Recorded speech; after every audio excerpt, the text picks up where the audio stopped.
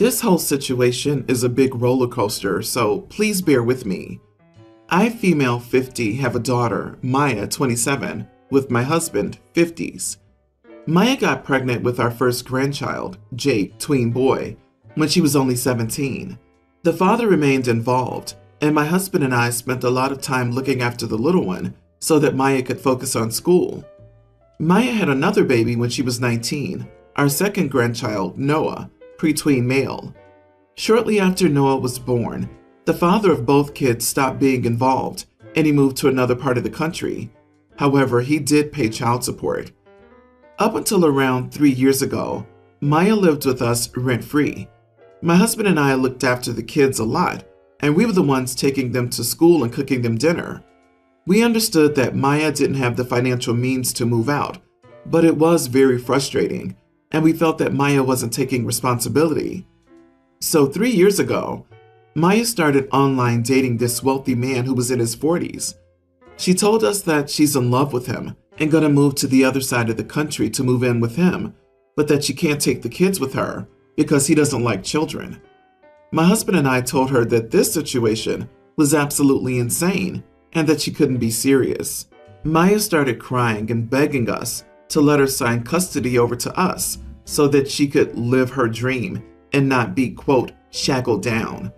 We agreed, not for Maya's sake, but for Jake and Noah. So we got custody signed over, and we're now Jake and Noah's legal parents. The poor boys were heartbroken when Maya left, and for the first few weeks, they constantly asked to call her and draw pictures of her. We did try to call Maya so the boys could talk to her, but more often than not, she didn't answer the phone. After a few months, she was unreachable and never answered texts or calls for weeks at a time. We've been taking the boys to a child therapist in the past to help them process everything, and they're doing much better now. Last month, Maya called us and explained in tears that the relationship had broken down. She asked if she could come back home and spend time with her kids. It was out of the blue after she had ignored us for 3 years. It was an impulsive decision that was possibly out of spite, but my husband and I told Maya that we were not letting her see the children. We think it would cause them a lot of heartache if she abandoned them again, and that she's an unfit mother who evades responsibility. I know we're within our legal rights to do this, but I want to know if a neutral party thinks we're in the moral wrong. So, am I the idiot for not letting my daughter see her sons? Edit. My husband and I are legal parents. Any mother who signs away her own children to mooch off some rich guy across the country is no mother. You are not the idiot. She wants back into the kids' lives only so she can get free room and board. She'll do it all over again when the next free ride comes along. I wondered about this too. Also, are we not going to acknowledge that while OP writes explicitly that the father pays child support, the mother hasn't been mentioned paying a dime?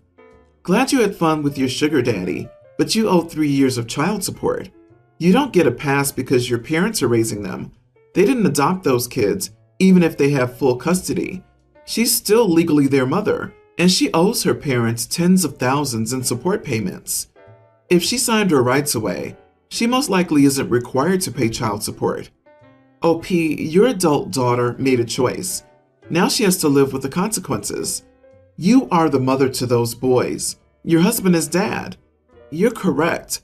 Your daughter's unfit to be a mother, and honestly, to be a part of your family. She made her choices. You and your grandsons are not what she chose. Unless she shows actual change, prove she's doing well and making consistent efforts, keep those grandbabies away from her. She needs to do the work, not you, not the boys. Don't let your judgment be clouded by your entirely justified anger at your daughter. You should probably involve the kid's therapist to determine what's best for the kids. Take professional advice. This is a tough one, but your daughter clearly doesn't have her priorities straight, and you're to be commended for caring for the kids. She can't just pick up and drop off her children whenever it suits her. My ex-wife and I have 4 kids, Juliet 18, teens Michelle, Levi, and Leah. I have 3 little kids with my new wife, Liam, Sophie, and David. I work long hours and travel a lot for my job, so we have a wonderful live-in nanny, Carmen, to help with the kids. My ex-wife believes that men shouldn't have to do chores or face the consequences for their actions. When our girls would go to her house, she'd make the girls cook for their brother, clean his room, do his laundry, etc., and let him take things from their rooms. As a result, the girls don't visit their mom anymore. The problem is anytime Levi gets into trouble at our house, he calls his mom and she picks him up. No matter how hard I try, he's never had to deal with the consequences of his actions, and he's becoming extremely rude and entitled. Carmen's job is to care for the younger three and cook for the family. The only thing I need her to do for the older kids is to drive them to school, except for Juliet, who drives herself to college. Anything else she chooses to do for the older kids is completely optional. She has a very good relationship with the girls and will gladly help them with chores, takes their meal request, pick things up for them, take them shopping, etc., but doesn't do nearly as much for Levi because he's very rude to her. Levi got into an argument with Carmen over his laundry on Friday. She did a load of laundry for him, and when she put the clothes away, I guess she put them in the wrong place, and he cursed her out and called her stupid and useless. To teach him a lesson, I told him that he's going to do all her chores during fall break, including the laundry for the younger three, dinner for the family, lunches for all of his siblings, and changing David's diaper. He's on fall break this week, and Carmen supervises while he does the cooking and taking care of his siblings. He protested and called his mom to get out of it, but for the first time since the divorce, she will not be available to get him out of this. She was out of the country for her sister's wedding. Levi's been pretty miserable since Monday, when he started doing these chores, and is exhausted by the end of the day, but his behavior towards Carmen has slightly improved.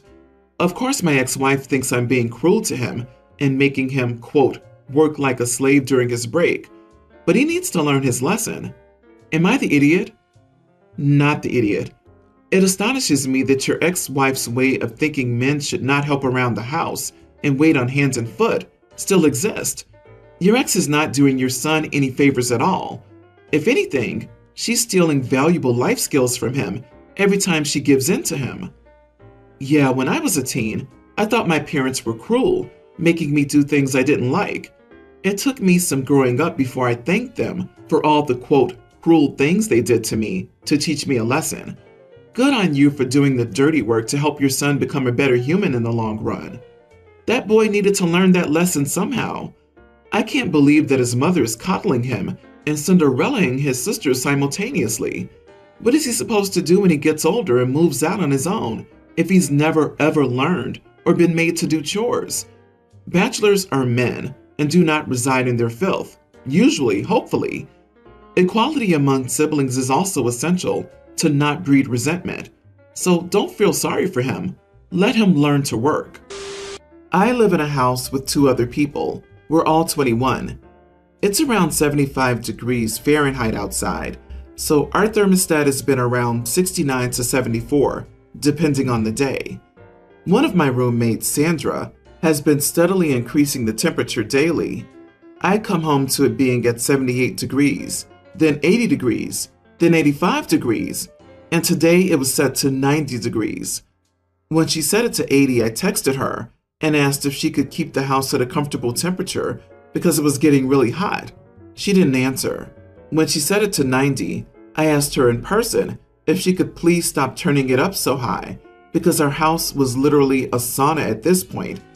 Instead, she started yelling at me, calling me an inconsiderate witch, and said that she had a medical condition that required a warm house. She had never mentioned this before, even when we talked about the thermostat temp when we all moved in. I told her that 90 degrees on a 75-degree day is ridiculous and could potentially be dangerous. She started mocking me, saying I just didn't want to sweat and that I was too sensitive. We were arguing, and our third roommate got involved. He said he understood where I was coming from, but S has no obligation to tell us about her medical issues, and we need to respect her needs. While she isn't obligated to tell us her medical information, if she truly needs to live in a 90-degree house, that should absolutely be discussed beforehand, and she shouldn't assume others are okay with it.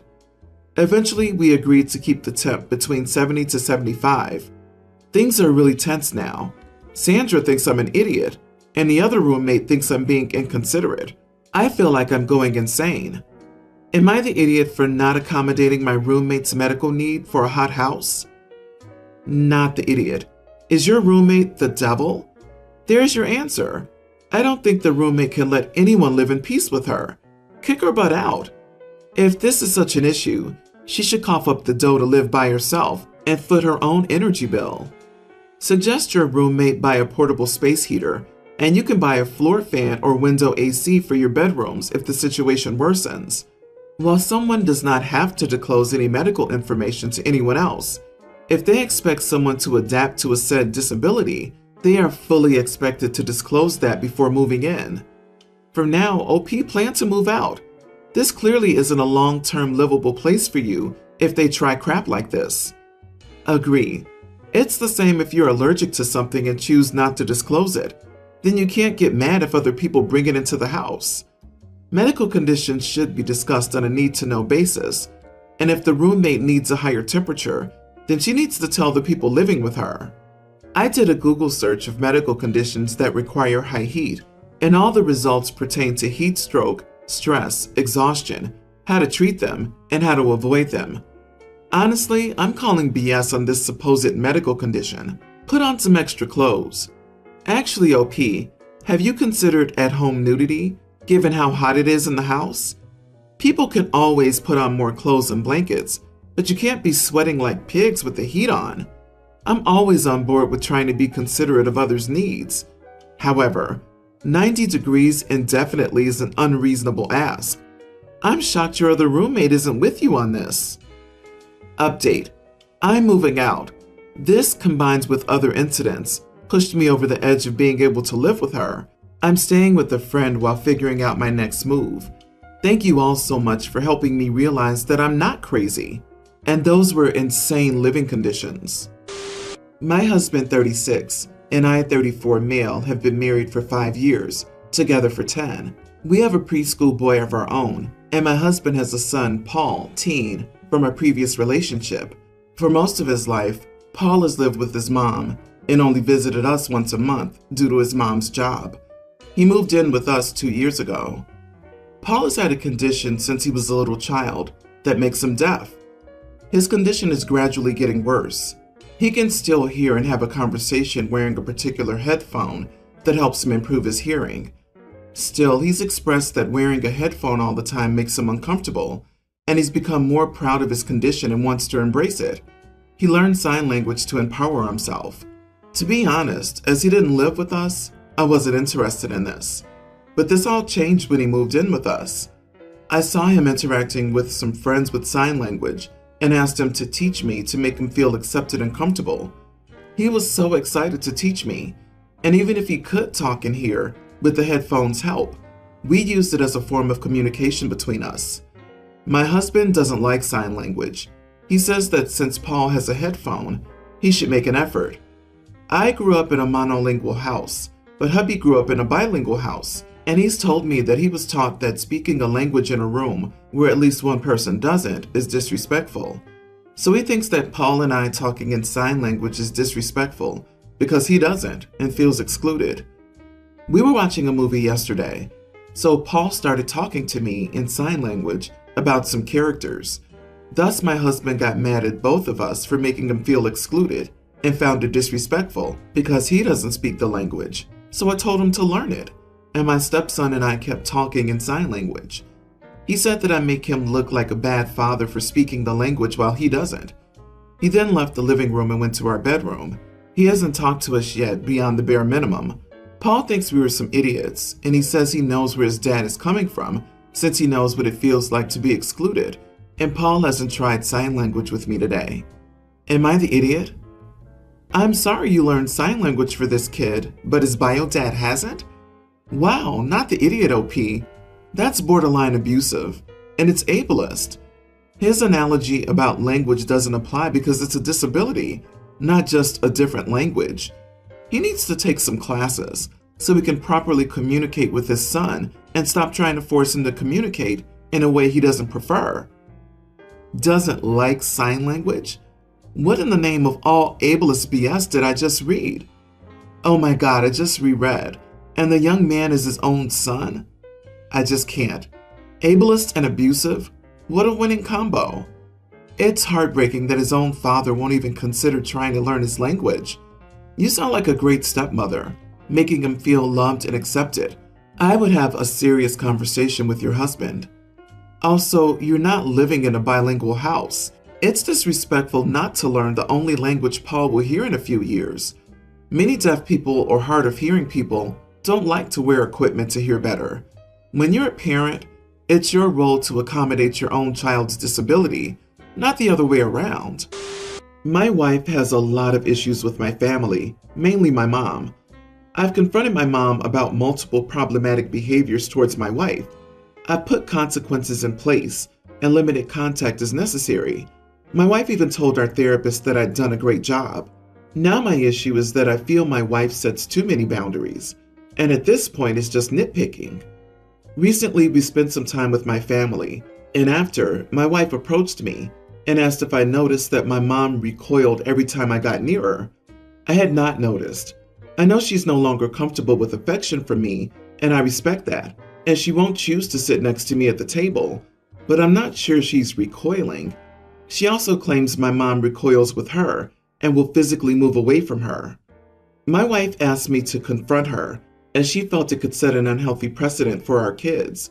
I said my mom doesn't owe me affection, but she pointed out that my mom kisses multiple other family members on the lips and doesn't even let me within 3 feet of her. I said that this is still her right. She said it makes her uncomfortable and she wants a boundary set, that if my mom physically flinches when I get near her, we will leave. I said absolutely not, and we fought over it. I finally asked her why she didn't want me to have any family. She seemed confused and I said, surely that's her goal with all these idiotic boundaries, because how else do you justify telling someone not to flinch? She began to cry and said that I was portraying her as an abuser and that what I said was manipulative. No, not the idiot. Your wife is confusing boundaries with controlling other people's behavior. She gets to decide how she and your children interact with her.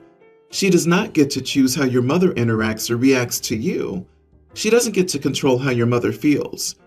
Honestly, if your mom has been reprimanded so many times, she's probably keeping her distance, and with good reason. I don't know about the past issues, but your wife is being ridiculous on this one. It sounds like the problem is your wife and not your mom. Does your wife realize that just as she's allowed to set boundaries, so is your mother? So she's basically trying to set the boundary that your mother not be allowed to dictate who she lets into her personal space. That's idiotic. As you say, your mother does not owe you affection. Furthermore, if your wife is actually concerned about your children and not simply on a power trip, she should realize this. Setting the example that people who don't force themselves to be physically affectionate with the two of you will be punished is dangerous. You're teaching them that they're not entitled to agency over their bodies. And FYI, you're allowed to set boundaries as well, such as your wife gets to decide how her relationship with your mother goes, but you get to choose how your relationship with your mother goes. You're not your wife's possession to be dictated to.